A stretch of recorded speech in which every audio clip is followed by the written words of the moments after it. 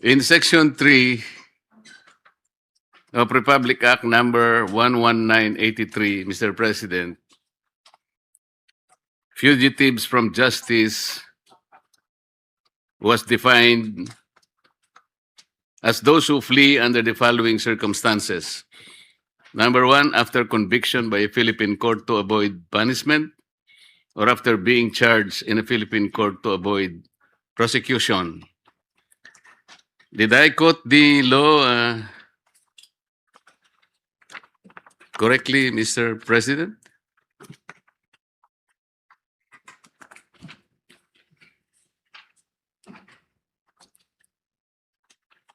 Mr. President, if I may respond, Majority Leader. Okay. Yes, to proceed, we are familiar with Section 10B of RA 11983, and the grounds for a passport's cancellation are well laid out, as mentioned by the gentleman from Tarlac. And Mr. President, under Section 10, I think cancellation of passport was also mentioned. Yes, and there are circumstances, I think 5 circumstances under which a passport can be cancelled. Will that be correct? Yes, Mr. that is President? correct. Upon court order, when there's a conviction, upon court order as fugitive from justice, a suspected terrorist, or when it was fraudulently acquired or returned to DFA by other government offices. Upon orders of the court, when the holder is a fugitive from justice, is one of those circumstances, Mr. President. Yes, that is correct. That's the second circumstance in the aforementioned section. On what ground will the case of Saldico, Mr. President, fall under these provisions? Does the DFA, for example, consider him as fugitive from justice within the meaning of Section 3, Paragraph J? That is someone who fled after being charged in court to avoid prosecution. Yes, in theory, it would appear that the former congressman's case would fall squarely under this. However, the DFA explains that they are not yet in receipt of any such court order. Whereas, in fact, in the case of Attorney Harry Roque, as well as Cassandra Ong and the others involved in POGO, an omnibus resolution issued by Pasig Branch 157 was already received by the DFA, and hence it has canceled the passports of 5 individuals involved in that case po. Mr. President, considering the magnitude of Mr. Saldico's expose, he mentioned personages even in the higher echelon of government. The magnitude of corruption described in his expose, which came to the country in installments, is something I think it is mind-boggling.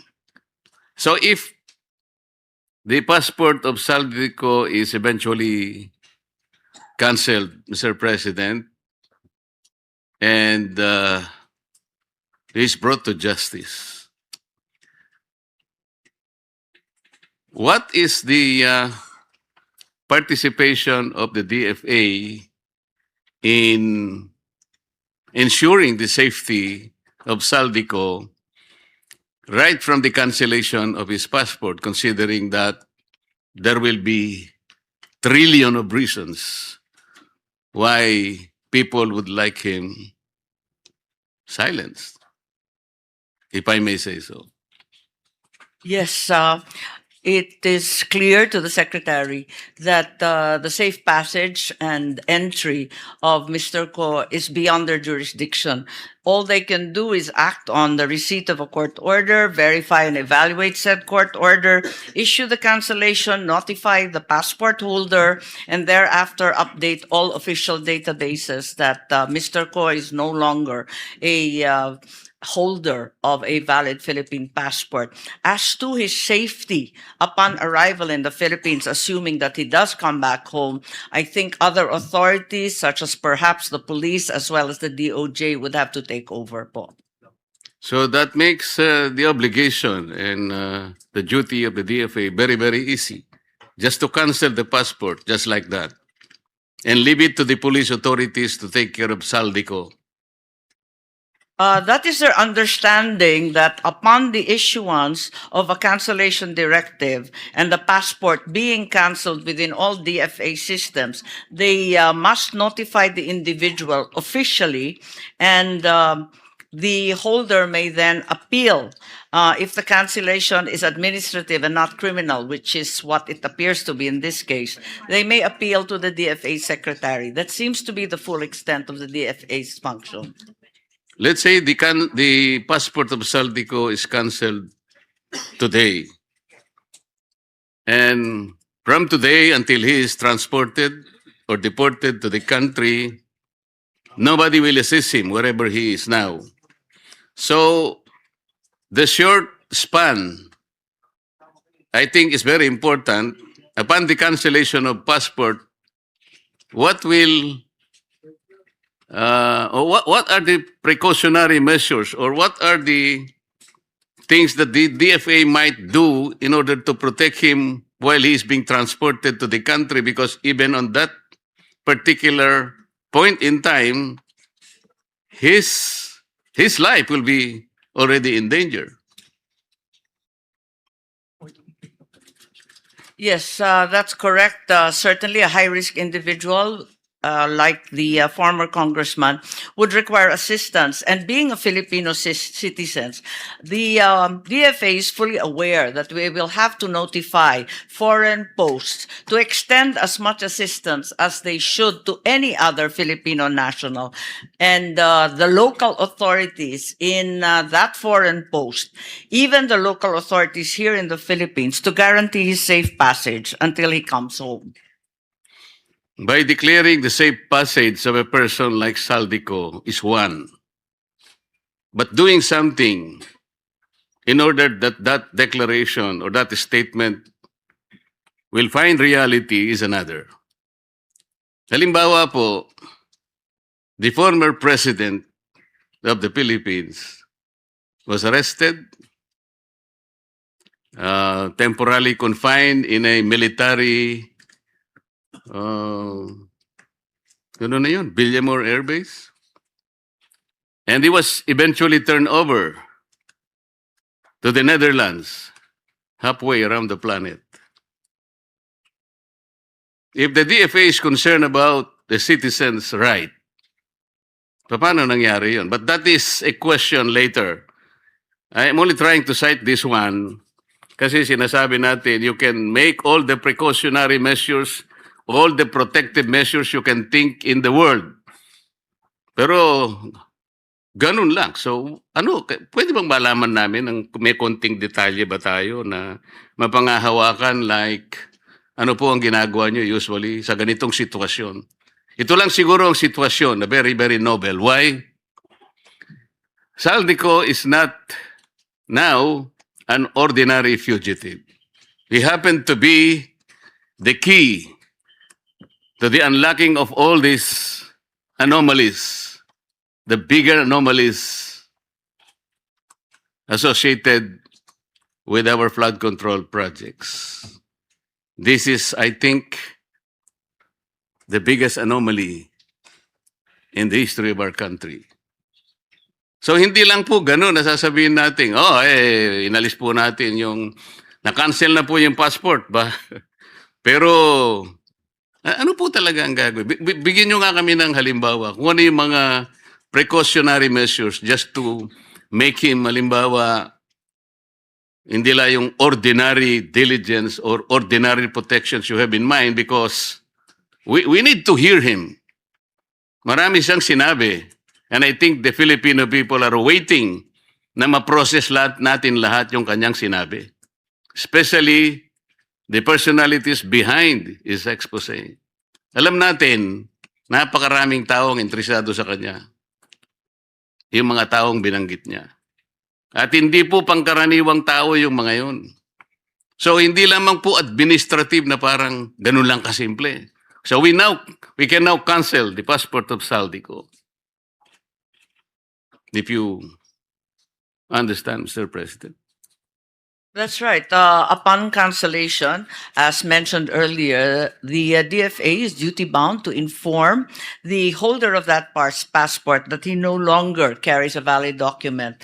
And thereafter, as they would for any other Filipino citizen, they must, to the extent of their office, be able to guarantee safe passage. Tulad nga ng sinabi ninyo, kakaibang testigo at passport holder si Saldico. At kinakailangan yung safe passage nga niya, magarantiya. So unang-una, yung mga foreign posts sa kanyang pinanggalingan, kung Portugal man yan o Japan o kung saan man siya, sasabihan natin yung mga Philippine Embassy at konsulado doon. Ganon din yung konsulado doon, kinakailangan timbrehan din yung kapulisan at yung iba pang law enforcement agencies doon sa foreign country na yon. Pagkatapos noon, yung DFA aabisuhan rin sa paglapag dito sa Pilipinas. Yun ang tanging magagawa po nila.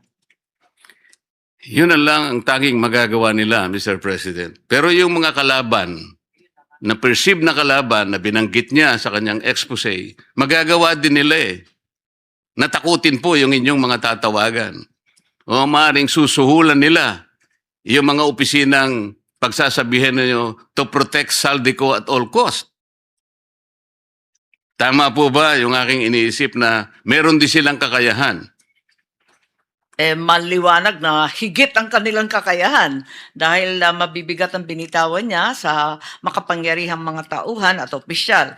Siguro ang maaari ring gawin ng DFA ay humingi sa mga foreign governments ng armed escorts or karagdagan na security dahil sila naman ang nandun at may kakayahan.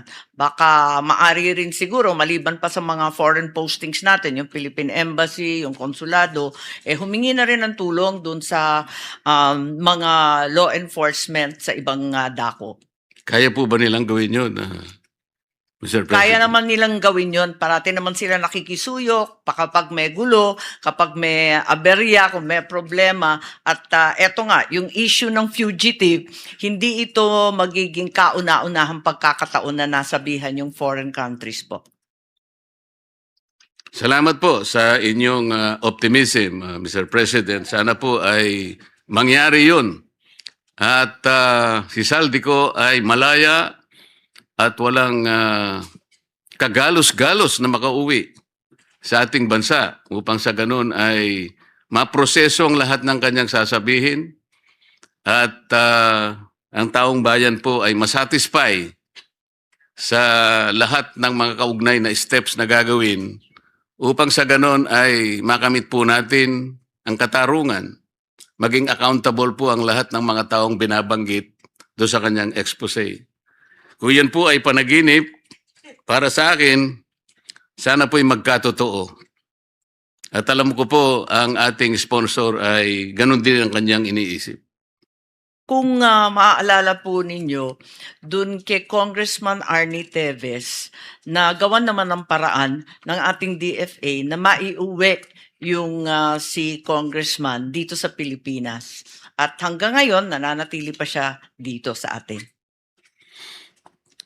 Opo, pero si former Congressman Arnie Teves po ay hindi naman po nag-expose ng ganung napakalaki pong mga pangyayari na nakapagdulot po ng kalungkutan sa ating mga mamamayan. Totoo po yan at alam niyo na sang-ayon po ako sa sinasabi ninyo.